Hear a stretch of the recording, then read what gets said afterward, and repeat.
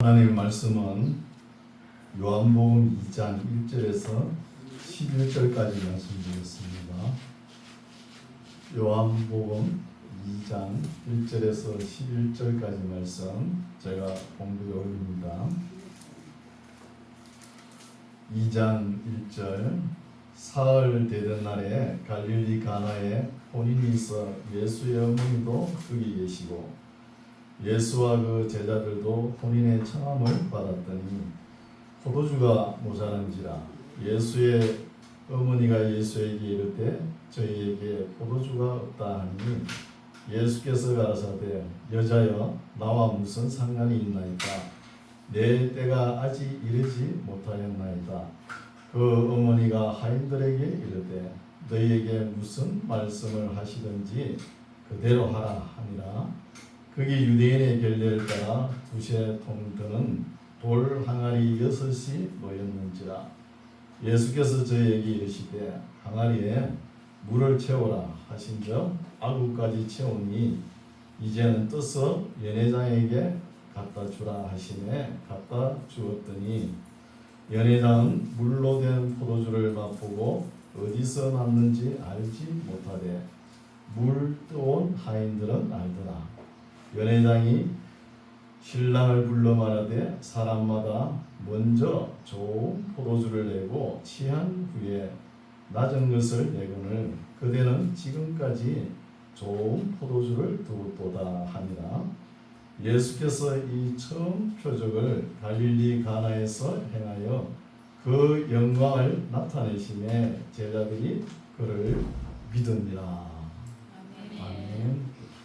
할렐루야. 반갑습니다. 날씨가 되게 더우는데요. 오늘 비가 오니까 좋네요. 시원하고 그렇죠. 예, 오늘 말씀은 우리가 목사님들 통해 가지고 설교를 많이 들으신 본문이죠. 가나의 혼인잔치입니다. 우리 이 말씀도 잘 이해를 하면 되는데 우리 할아버지 목사님들이 하나님의 말씀이라 그러면 신령하게 이렇게 해석을 하려고 그래요.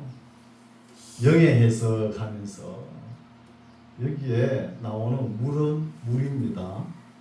포도주는 포도로 담은 술이에요. 너무 신비하게 이렇게 해석할 필요가 없어요. 우리 예수님의 능력은 뭐 물이 됐든 포도주가 됐든 무슨 상관이 있습니까? 다 할 수 있잖아요. 그렇죠? 그래서 예수님께서 공생의 3년 처음 시작하면서 첫 번째 나타내는 기적의 말씀입니다. 첫 번째 살펴볼게요. 사흘 되던 날에 갈릴리 가나에 혼인이 있어 예수의 어머니도 거기 계시는 거예요. 혼인 문화가 이스라엘 나라랑 우리나라하고 조금 틀립니다. 이스라엘 나라에는 결혼식이 있다 그러면 장례식은 아무나 참석할 수 있습니다. 결혼식은 반드시 초청하는 사람만 참석해야 되는 거예요. 결혼식에 참석할 때 예복도 깨끗하게 입어야 되죠. 그런 말씀도 나오죠. 그래서 초청하지 아니하였는데 참석하는 것은 결례지요, 결례. 그래서 여기서 예수의 어머니가 먼저가 계셨다 그러죠. 계신 거 보니까 아마 예수님 가정하고 친척 관계가 아닌가 이렇게 볼 수 있죠. 예수의 어머니도 거기 계시고 예수와 그 제자들도 혼인의 청함을 받았다는 것이죠. 혼인의 청함을.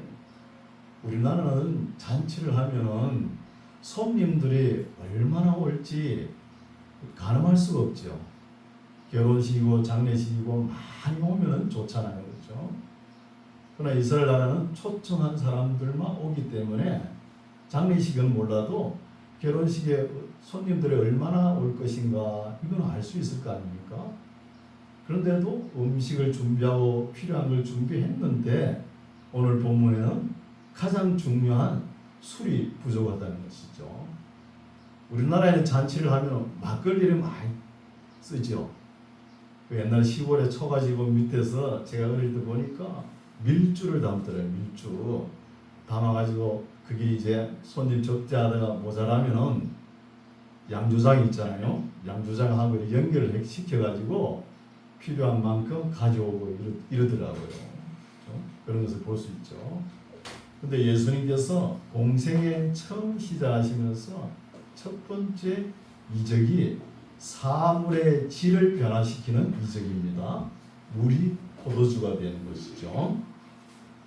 3절 잔치를 하는데 포도주가 모자란지라. 예수의 어머니가 예수에게 이르되 저희에게 포도주가 없다 하는 거예요. 참 이거 난감하죠. 손님들이 왔으면 손님들이 흥겨워 마실 만한 게 술이잖아요. 술이 떨어졌다는 것은 자동차를 가지고 운전하다가 기름이 떨어진 거와 똑같아요. 그렇죠? 그게 이렇게 난감한데 예수님의 어머니 마리아는 누구한테 갔어요? 예수님에게 간 거예요. 동네방네 쫓아다니면서 술이 없나? 이걸 구하는 것이 아니고 예수님에게 가는 거예요. 그래서 조금 깊이 있게 살펴보면은 예수님께서 공생이 시작하기 전 한 30세까지 예수님의 행동을 누가 제일 잘 알아요? 예수님의 어머니 마리아가 제일 잘 알죠. 그래서 보면은 예수님께서 평소에 이런 기적을 행하신 것 같아요. 행하신 걸 보고 지금 잔치를 베푸는데 포도주가 부족하니까 이것도 아마 예수님께서 능력으로 하시겠지 하고 예수님께 가서 말씀을 하시는 거예요. 이런 것을 내다볼 수 있죠. 예수에게 이르시되 저희에게 포도주가 없다 하니 예수께서 가라사대 여자여 나와 무슨 상관이 있나이까.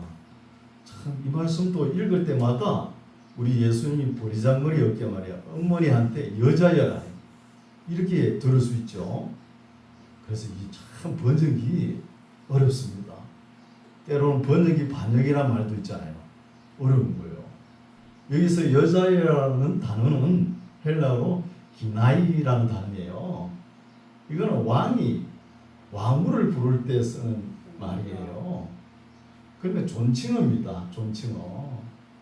오늘날 같으면 우리가 여사님 이렇게 불렀겠죠. 그럼 어머니한테 여사님 부를 수 있잖아요. 그렇죠? 여사님. 여자여 나와 무슨 상관이 있나이까. 또 이 말씀도 예수님께서 어머니가 자꾸 뭐 귀찮게 해가지고 귀찮게 여기고 안 좋게 여겨가지고 이런 말을 했다. 이런 분위기를 또 읽을 수 있죠. 그러나 이 말씀은 예수님께서 조금 여유를 가지는 거예요. 여유를 좀 가지는 말씀이다. 이렇게 이해할 수 있죠. 예수께서 가라사대 여자여 나와 무슨 상관이 있나이까 내 때가 아직 이르지 못하였나이다 하는 거예요. 여기서 때라는 것도 두 단어로 풀이할 수 있죠. 헬라어로 두 단어로 보면 크로노스라는 단어가 있어요. 크로노스라는 단어는 우리가 24시간 때가 있죠. 24시간 그렇죠. 시간 이런 때를 크로노스라고 그러거든요. 그리고 카이로스라는 단어가 있어요. 카이로스라는 단어는 정한 때, 그러니까 하나님의 영광이 나타날 때, 예수님의 뜻이 나타날 때, 예수님의 능력이 나타날 때, 특정한 때를 가리키는 거예요. 여기서 볼 때는 특정한 때를 이야기하는 거예요. 예수님의 능력이 나타날 때를 그런 것을 볼 수 있죠. 무슨 4절 예수께서 가라사대 여자여 나와 무슨 상관이 있나이까 내 때가 아직 이르지 못하였나이다. 그 어머니가 하인들에게 이르되 너희에게 무슨 말씀을 하시든지 그대로 하라 하는 거예요. 무슨 말씀이 하시든지 예수님께서 그대로 행하라는 거예요. 말씀을 조금 깊이 있게 보면 예수님께서 평소에 예수님 어머니 마리아 앞에서 이런 능력을 행한 것 같아요. 그래서 오늘 포도주가 잔치집에 포도주가 떨어졌으니까 예수님께서 행하겠지 이렇게 하고 예수님의 신비한 능력을 확신하는 거예요. 예수님 어머니는 그런 걸 볼 수 있죠. 그리고 여기에서 말씀을 쭉 읽어도 예수님의 양아버지 요셉에 대한 이야기는 안 나오죠. 요셉에 대한. 근데 요셉이 돌아가셨는가 어디 큰 볼일이 있어가지고 이 자리를 비웠는지 모르겠습니다만 근데 나이를 보면 예수님이 한 30살 초반이잖아요. 많이 돼봤죠. 31, 31 이래 됐잖아요. 30살. 그러면은 아버지 나이가 50대 후반이나 60대 초반이지 않습니까? 그럼 젊은 나이지요. 지금 보면. 근데 학자들의 견해도 그렇고 목사님들의 견해도 아마 돌아가신 것 같다 이렇게 생각합니다. 그렇게 생각하죠. 근데 예수님의 지금 가정 형편을 살펴보면 그렇게 넉넉하지 못하죠. 좀 구차한 편이에요. 그렇다고 예수님께서 내가 능력이 있으니까 내 가정을 부자 되게 했습니까? 안 했거든요. 그대로 두고 사랑합니다. 우리가 잘 아는 예수님의 친구 베다니 나사로 있잖아요. 나사로는 몸이 아파가지고 나병이 걸렸잖아요. 그리고 생업에 나가지 못하고 또 여동생 마르다도 그렇죠. 아버지 아니 오빠 수발하느냐고 생업에 나가지 못하고 그 마리아가 나가지고 벌어가지고 하루하루 먹고 살잖아요. 거기에 예수님께서 명절날 때 가지고 예루살렘에 오면은 그 나사로 친구 집에 가서 자고 오고 그래요. 그 얼마나 불편했겠습니까? 그런데도 예수님의 그 전지전능하신 능력으로 부자 되게 안 해준 거예요. 부자는 부자 나름대로 하나님께 영광 돌릴 수 있죠. 그럼 우리가 예수 믿는다고 모두가 다 부자 됐으면 얼마나 좋겠습니까? 그렇지 않거든요. 그대로 사랑하는 거예요. 예수님께서. 부자는 부자 나름대로 하나님께 영광 돌리면 좋죠. 그 힘들잖아요. 그렇다고 우리가 가난하죠. 가난하니까 예수 믿으면 하루아침에 억만장자가 되겠다. 이렇게 생각하면 참 믿음에 문제가 있는 거예요. 그렇죠? 우리가 먹고 마시고 그죠? 머리 둘 곳이 있으면 감사하시기 바랍니다. 이게 감사한 거예요. 그러나 우리는 비록 가난하지만 믿음에 부유한 자가 되시기 바랍니다. 믿음에. 하나님께서는 또 이럴 수가 있어요. 부자는 부자되게 돈을 잘 관리하니까 줄 수 있어요. 그러나 돈을 잘 관리하지 못하는 사람에게 부자 되게 해주고 있어요. 어디로 갑니까? 타락의 길로 가는 거예요. 타락의 길로. 타락의 길로 가다가 돌아오면 되는데 안 돌아오는 거예요.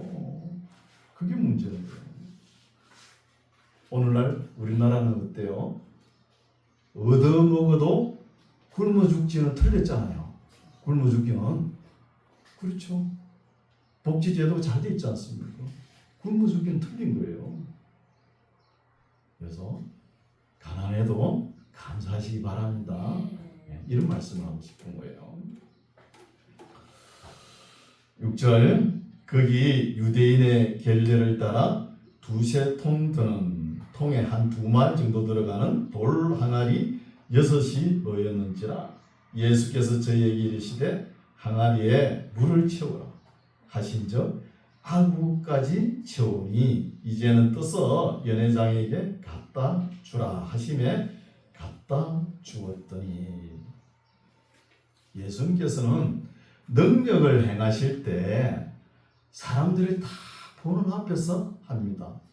지금 하인이 한 행동은 뭐예요? 물을 돌 항아리에 6개의 아구까지 채웠잖아요. 채워가지고 그냥 갖다 주는 거예요. 연회장에. 갖다 줬는데 연회장 손님들이 마셔보니까 좋은 술이라는 거예요. 그러나 마술사들은 어때요? 항상 손수고 뭐 커튼 같은 거 가지고 하죠. 속이려고. 예수님은 안 속이는 거예요. 그대로 보여주고 하시잖아요. 이게 진짜 능력이죠. 능력. 어떤 술 주정뱅이가 술을 작게 먹거나 많이 먹거나 주정을 하는 사람이에요. 그래서 그 주정뱅이 안에 되는 사람이 그 수발하려면 얼마나 힘듭니까? 하루는 골탕을 먹이려고 쌀뜨물 있죠. 쌀뜨물을 이거 갖다 주면서 술이라 갖다 준 거예요. 그 쌀뜨물 먹고도 주정을 하더래. 주정을. 그래가 물어보니까 어쩐지 좀 심심하더래요. 먹고 보니까. 그리고 그 사람이 그 뒤로는 술을 끊었대요. 저도 가정을 보면은 우리 아버지가 술을 참 좋아하셨어요. 좀 즐기시고 많이 드셨어요. 저도 아버지 닮았는지 술 좀 먹었거든요. 먹었어요. 대놓고 먹고 벌로 먹고 건성으로 먹고 아무 무의미하게 마신 적이 있어요. 그럼 실수하지 않습니까? 그래서 술 이야기는 제가 좀 알고 있습니다. 마셔봤기 때문에. 그래서 연회장은 물로 8절 이제는 떠서 연회장에게 갖다 주라 하심에 갖다 주었더니 연회장은 물로 된 포도주를 맛보고 어디서 났는지 알지 못하되 물 떠온 하인들은 알더라. 연회장이 신랑을 불러서 이야기하죠. 물 떠준 하인들은 어떤 마음을 가졌을까요? 그냥 물이잖아요. 물을 돌 하나에 이어가지고 가져가면서 참 예수님도 지금 손님들이 술이 들채가지고 술인지 물인지 압니다. 이런 마음으로 가져갔을 거 아니에요. 근데 가져갔는데 마셔보니까 좋은 술이라는 거예요. 좋은 술이니까 신랑을 부르는 거예요. 신랑을 부르 말하되 사람마다 먼저 좋은 포도주를 내고 취한 후에 낮은 것을 내거늘. 맞죠? 그쪽 사람들도 우리가 똑같은가 봐요. 처음에 좋은 거 내잖아요. 나중에는 뭐 술이 모자라면 물을 한 바가지 이어가 섞어 주잖아요. 그렇죠? 그대는 지금까지 좋은 포도주를 두었도다 하느라는 거예요. 술 맛은 알아가지고 그죠? 11절 예수께서 이 처음 표적을 갈릴리 가나에서 행하여 그 영광을 나타내심에 제자들이 그를 믿으니라. 그러나 지금 제자들하고 그 연회장의 손님들이 이렇게 예수님의 능력을 봤잖아요. 보고도 믿는다 해도 참된 믿음이 아닙니다. 어느 정도 믿음이냐 하면은 예수님을 따라가면은 뭔가 되겠다 이런 마음이에요. 이런 믿음이에요. 지금 예수님이 하나님의 아들이다. 예수님의 십자가 부활 성천 성령 강림 알아요? 제자들까지도 모르잖아요. 모르는 상태입니다. 믿음이. 그리고 우리가 교회에 새로 나오시는 분들 있죠. 제시자들 올 때 사랑으로 품어줘야 됩니다. 처음 교회 나와가지고 하나님의 말씀을 한 번 딱 들어가지고 탁 도가 통해버리면 얼마나 좋겠습니까? 그렇지 않아요. 심지어 예수님의 12제자도 3년 반 따라다녀야 예수님의 십자가 지고 부활하신 후에야 믿음이 생기는 거예요. 그렇잖아요. 그래서 처음 나온 사람들이 실족하지 않도록 해야 된다. 어린아이 하나를 실족해 하면은 차라리 연자 맷돌을 메고 바다에 던지는 것이 낫다. 그게 무슨 말이에요? 그만큼 죄가 더 무겁다는 것이잖아요. 어린아이 하나를 실족시키는 거예요. 교회에 오래 다닌 사람들은 연조가 있잖아요. 교회에 큰 일, 작은 일 다 겪어봤잖아요. 그러나 새신자든 초신자든 안 그래요. 그런 일이 탁 닥치면 마음이 울컥한 거예요. 울컥. 그래 적응하지 못하고 나가버리잖아요. 이런 것을 우리가 새신자 앞에서는 우리의 말과 행동을 항상 조심해야 된다는 것입니다. 11절 예수께서 이 처음 표적을 갈릴리 가나에서 행하여 그 영광을 나타내심에 제자들이 그를 믿으니라. 그 후에 예수께서 그 어머니와 형제들과 제자들과 함께 가버나움으로 내려가 거기 여러 날 계시지 아니하시니라. 여러분 요한복음 4복음서 마찬가지지만 읽을 때 예수님의 행보를 잘 이래 더듬어가면서 읽으세요. 지도를 갖다 놓고 지금 예수님께서 갈릴리에 있다가 가나의 집에 혼인잔치 끝나고 어디로 가는 거예요? 가버나움으로 가죠. 가버나움에 가가지고 거기는 선교 본부가 있는데요. 거기 잠깐 있다가 이제 어디로 올라갑니까? 예루살렘으로 가는 거예요. 13절 유대인의 유월절이 이제 유월절을 예수님께서 지키기 위해서 예루살렘으로 올라갑니다. 유월절이 가까운지라 예수께서 예루살렘으로 올라가셨더니 성전 안에서 소와 양과 비둘기 파는 사람들과 돈 바꾸는 사람들의 앉은 것을 보시고 녹건으로 채찍을 만드사 양이나 소를 다 성전에서 내어 쫓으시고 돈 바꾸는 사람들의 돈을 쏟으시며 상을 엎으시고 비둘기 파는 사람들에게 이르시되 이것을 여기서 가져가라. 내 아버지의 집으로 장사하는 집을 만들지 말라 하시니 제자들이 성경 말씀에 주의 전을 사모하는 열심히 나를 삼키리라 한 것을 기억하더라는 거예요. 이 말씀도 예수님께서 요한복음에는 예수님께서 공생애를 시작하시면서 첫 번째 유월절을 지킨 것처럼 기록을 했어요. 그러나 앞에 세 복음서를 보면은 예수님께서 마지막 당나귀를 타시고 예루살렘 입성하시고 그때 마지막으로 유월절을 지킨 거 이런 것처럼 기록해놨어요.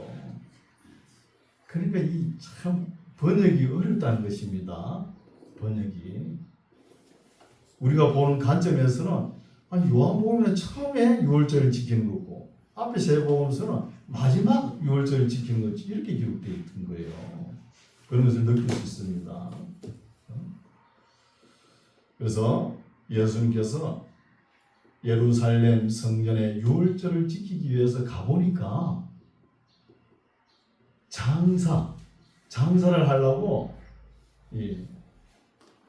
하려는 거예요.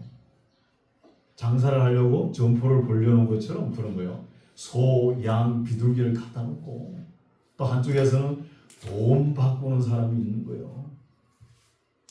여러분 성전과 교회의 의미는 조금 다릅니다. 온라인 시대는 조금 달라요. 그러나 다른 복음서는 뭐라 그래요? 성전을 만민이 기도하는 집이라고 그러지 않습니까? 기도하는 집을 강도의 구렬로 만드느냐 이러지 않습니까? 예수님께서. 오늘날도 우리가 조심할 게 있습니다. 교회에서 하죠? 해요 안 해요? 장사 합니다. 큰 교회는 해요. 아니 교회에 처음 들어온 사람이 뭐 기업을 했다든지 이러면은 어떻게 해요? 큰 교회 몇 천만 명, 그죠? 몇 천 명, 만 명씩 확 밀어줘 버리면 그 사람 일어서요, 안 일어서요? 일어서는 거예요. 일어서잖아요. 모르겠어요. 그러면서 전도하는 교회가 돼가지고 교회가 대형화가 되지 않습니까? 좋은 것인지 나쁜 것인지 모르겠어요. 하나님의 전도 방법이 그게 맞는 건지 모르겠습니다. 저는. 그런데 사람들이 많이 모이는 곳에는 또 사람들이 가게 되어 있습니다. 군중의 심리를 그러잖아요. 가게 되는 것. 그래서 대형교회가 생긴 것이죠. 그래서 우리가 여기 시골 교회는 그런 일이 없겠지만 남전도에 여전도에 기금을 마련한다 그러면서 물건을 사고 팔고 그러죠. 극히 조심해야 돼요. 한때는 교회 목사가 다단계에 빠져가지고 피라미드 행성을 해가지고 교회가 몸살을 앓은 적이 있잖아요. 조심해야 되는 거예요. 정당한 가격을 주고 받으면 되는데 그렇지 않잖아요. 그렇지 않거든요. 그래서 17절 보십시오. 17절 제자들이 성경 말씀에 주의 전을 사모하는 열심히 나를 삼키려 한 것을 기억하는 거예요. 주의 전을 사모하는 열심, 이게 문제죠. 열심 좋은 것입니다. 그러나 열심은 내 선한 양심에 끄리낌이 없어야 되는 거예요. 끄리낌이 있으면 문제가 되는 거예요. 지금 유대인들이 하는 행동이 어때요? 지금 유월절을 지키기 위해서 참 멀리서 한 4, 5개월 전부터 출발해요. 출발할 때 하나님께 소중하게 드리려고 소나 양이나 비둘기를 최고의 상품을 가져올 거 아닙니까? 하나님께 드릴 제물인데 가져오다 보면 상해요, 안 상해요? 오다 보면 비둘기 털이 몇 개가 빠지고 뭐 양이 다리가 아파가 좀 절고 양털도 빠지고 그럴 거 아닙니까? 그런데 성전 앞에서 다 지키면서 관료들이 못 들어간다 이거예요. 하나님께 드릴 수 없다는 거예요. 양이 작다, 양이 크다. 기어코 거기 준비해 놓은 양과 소를 비둘기까지 사게끔 하는 거예요. 이런 짓을 하니까 예수님께서 어떻게 하십니까? 채찍을 만들어 가지고 놓고는 양과 소는 다 내보내고 상을 뒤엎어버리지 않습니까? 강도의 구렬로 만드느냐고. 만민이 기도한 집을 이렇게 해서 되겠냐고. 왜 쫓아보내는 거예요. 그래서 이런 말씀도 우리가 생각해서 읽어야 됩니다. 생각해서. 앞에 세 복음서는 안 보여요, 이게. 그러나 사도 요한은 어떻게 봤는지 이런 것을 발견해내는 거예요. 요한의 신학이 대단하죠. 우리가 조심해야 됩니다. 목회자도 그렇고 성도들도 함부로 교회에서 장사하고 그러면 안 되는 것이죠. 이 큰 교훈입니다. 그렇죠? 18절 이에 유대인들이 대답하여 예수께 말하기를 너가 이런 일을 행하니 무슨 표적을 우리에게 보이겠느냐. 참 오늘 현실과 똑같죠. 지금 예수님께서 앞에서 하신 말씀이 뭐예요?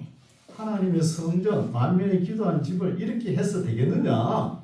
잘못된 것을 지적하지 않습니까? 잘못된 것을 잘못됐다고 지적을 하는데 그러나 유대인들은 어떤 마음이에요? 우리는 표정만 보겠다는 거예요. 오늘 현 시대 법이 통합니까? 윤리가 통합니까? 도덕이 통합니까? 그냥 정책만 좋으면 다 밀어줘 버리잖아요. 똑같아요. 눈에 보이는 건 몰라. 보이는 것만. 그래요, 안 그래요? 정치, 사회, 문화 모든 것이 옳고 그름이 없는 거예요. 옳고 그름이. 이게 현실입니다. 현실. 그래서 여기 유대인들도 이에 유대인들이 대답하여 예수께 말하기를 너가 이런 일을 행하니 우리가 무슨 표적을 볼 수 있겠느냐는 것이죠. 19절 예수께서 대답하여 가라사대 너희가 이 성전을 헐라 내가 사흘 동안에 일으키리라. 유대인들이 가로되 이 성전은 46년 동안의 지었건을 너가 3일 동안에 어떻게 일으키겠느냐 하더라. 그러나 예수는 성전된 자기 육체를 가리켜 말씀하신 것이라. 요한의 해석이죠. 예수님께서 수준 높은 이야기를 하니까 그 지도자들까지 알아듣지 못하는잖아요. 무슨 말을 했어요? 이 성전을 헐라 내가 사흘 동안에 일으키리라. 이 말씀을 뜻을 모르는 거죠. 그러니까 요한이 해석해 주잖아요. 예수는 성전된 자기 육체를 가리켜 말씀하신 것이라고 해석을 해주는 거예요. 22절 죽은 자 가운데서 살아나신 후에야 제자들이 이 말씀하신 것을 기억하고 성령과 및 예수의 하신 말씀을 믿었더라는 거예요. 언제? 지금까지 모르죠. 부활하신 이후에 이 말씀이 이해가 간다는 거예요. 이해가. 6월절에 예수께서 예루살렘에 계시니, 지금 예수님께서 6월절 지키기 위해서 예루살렘에 계시죠. 그러면 얼마나 계신 것 같아요? 6월절은 1박 2일입니다. 유대 달력으로 정월 14일 저녁에 딱 지나면 15일이 되잖아요. 15일부터는 무교절이 일주일이 시작돼요. 그럼 한 8일 잡고 또 먼저 가셨고 하니까 한 10일 정도 머무른 거예요. 머물면서 예수님께서 많은 이적을 행하셨겠죠. 계시니 많은 사람이 그 행하시는 표적을 보고, 예수님께서 행하시는 표적을 보고 그 이름을 믿었으니 예수는 그 몸을 저희에게 의탁지 아니하셨으니 이는 친히 모든 사람을 아심이라는 거예요. 말이 어렵죠? 네, 이 번역이 좀 어렵게 해놔버렸어요. 그래서 다시 제가 살펴볼게요. 23절 6월절에 예수께서 예루살렘에 계시면서 많은 이적을 10일 동안 계시면서 많은 이적을 행하니까 많은 사람이 그 행하신 표적, 이적을 봤을 거 아닙니까? 표적을 보고 그 이름을 믿는다고 하지만, 믿었으나 예수님의 표적을 보고 많은 사람들이 믿는다고 하지만 예수는 그 몸을 저희에게 의탁지 아니하셨다는 거예요. 저희에게 왜 그랬을까요? 위탁지 아니하셨다. 위탁하다 뜨는 단어는 헬라어로 피스티오 단어거든요. 피스티오 단어 안에 믿다, 인정하다, 신뢰하다 다 들어갑니다. 신뢰하다, 신임한다 이런 뜻이 다 들어가는 거예요. 그러면은 사람들은 예수님께서 하시는 표적을 보고 예수님을 믿는다 하지만 예수님은 표적을 보고 믿는 사람들의 믿음을 신뢰하지 않는다는 거예요. 인정하지 않는다는 말이죠. 의탁지 아니한다 그러면, 위탁지 않는다 그러면 인정하지 않으니까, 그럼 왜 인정하지 않을까요? 그 뒤에 나옵니다. 보십시오. 예수는 그 몸을 저희에게 위탁지 아니하셨으니 이는 왜 위탁지 아니하냐 하면은 이는 친히 모든 사람을 안다는 거예요. 아심이라는 거예요. 알고 계시죠? 우리 예수님은 아십니다. 그래서 예수님께서 하시고 싶은 말씀이 뭐냐 하면은 눈에 보고 믿는 거, 이거는 참된 믿음이 아니라는 거예요. 우리가 눈에 본 거 많이 봤잖아요. 모세 보십시오. 홍해를 가르고, 그죠? 또 하늘에서 만나가 내려오고 이적의 양식을 먹으면서도 모세가 조금 잘못하면 어때요? 모세를 죽이려고 돌로 던지잖아요. 돌로 치잖아요. 엘리야 보십시오. 하늘에 불을 내리고 바알과 아세라상을 믿는 사람들 850명을 한반석에서 때려 죽이지만 엘리야 때 누가 회개하고 하나님 품으로 돌아온 사람이 있어요? 하나도 없어요. 엘리사가 갑절의 영감을 행하지만 그때 회개한 사람이 있습니까? 없는 거예요. 그래서 믿음은 보는 데서 나는 게 아니라는 거예요. 예수님의 십자가 사건, 부활을 보고 하나님의 말씀을 들을 때 나는 거예요. 그래서 이런 말씀이 있잖아요. 믿음은 들음에서 나고, 들음은 뭐예요? 하나님의 말씀이라고. 말씀을 인격적으로 받아들여야 하나님께서 원하신 참된 믿음이 생긴 것입니다. 어렵죠? 이 어려운 것을 사도 요한의 눈에 딱 감지된 것이죠. 눈에. 대단한 신앙이죠. 이렇게 믿는다 하면서도 막상 어렵고 어려운 환경이 다가오면 어때요? 예수님을 십자가에 못 박게 하소서 그러지 않습니까? 사람들이 그래요. 다 그러고 그렇습니다. 25절 또 친히 사람의 속에 있는 것을 아심으로 사람에 대하여 아무의 정보도 받으실 필요가 없음이라는 거예요. 누가? 예수님은, 하나님은 사람들이 와서 옆에 누구 장로, 누구 목사, 누구 권사, 누구 집사가 이렇더라 하모 그런 소리 들을 필요 없어요. 다 알고 계십니다. 다 알고 계시는 거예요. 그래서 우리가 노예나 교회나 아무 일이 없으면 사람들이 다 천사 같습니다. 너도 천사, 나도 천사, 다 천사 같아요. 문제가 딱 생겨보시오. 마귀 4천 정도 될 거예요. 마귀 4천.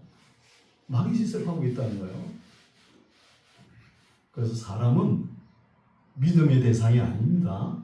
사랑의 대상이에요. 왜 이러냐 하면 사람이 연약해요. 질그럴 것 같다 그러지 않습니까? 목회자가 이래 성도들 신앙생활을 보고 저 성도는 내가 좀 칭찬해주고 싶다 이런 마음이 있거든요. 그거 칭찬해 보시오. 그 다음날 마귀가 와가지고 그래 한번 흔들어 볼까? 대부분 시험에 들어와요.